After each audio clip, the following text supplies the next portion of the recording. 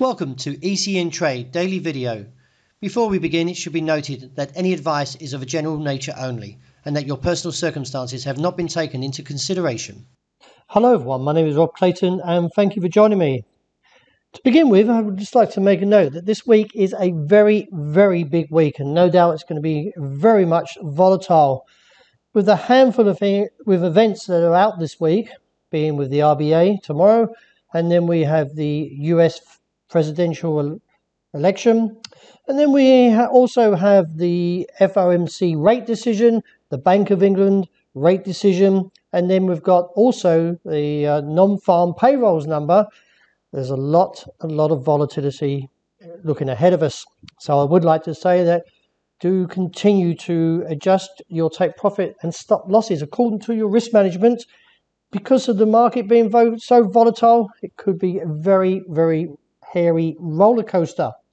Beginning with, the Australian dollar has taken a step lower to the bottom side of the range and now presses the 70-cent support level. As you can see here, back in September, staged the recovery.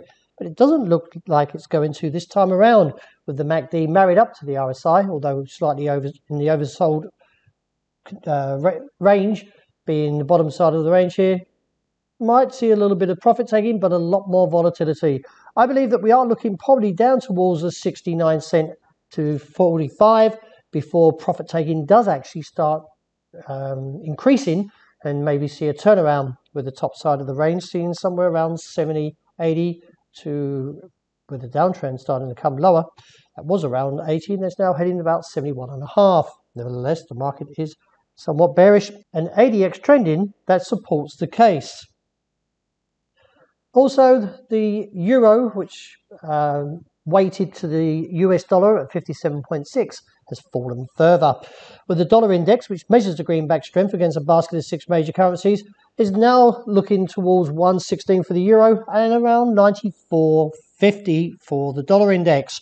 Reassess at 116 because we could be looking down towards 115.30. With an ADX strengthening, and also we are oversold but married to the MACD, at least gives us a move to the figure, and let's reassess from there. As I say, we could be looking down towards this 115.30 where I've outlined. Dollar yen, well, there's a couple of things to look here. We've got a bullish divergence, we've got a bullish outside range day, and also we've got a bullish dragonfly. I would not be short at these levels due to the fact is there's enough, or at least evidence, to support a bullish case as we break through the midway point. The MACD is also rising. I'm looking up towards 105 to maybe on to 106 as a potential target. So be aware if you are trading from the short side. The pound is heading lower. Now a break of 128.70 would increase the downside and give a target somewhere around 125 region. Evidently from the RSI and the MACD does support my case. So let's see if the market first of all can break the 128.70 and then confirm the downside potential. This would actually give further risk to the downside also for sterling yen as it looks towards that recent challenge of 134 from Friday. And break of 134.40, but I still believe we are looking at 131.80 as a target. Looking at gold, well, the market is trying to recover in front of that level of 1850.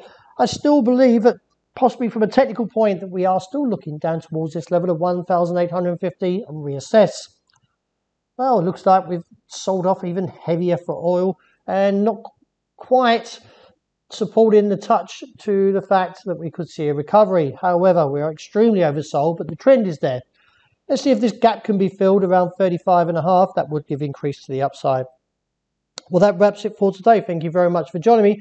As always, look out for the intraday report and hope you enjoy the start to the new week.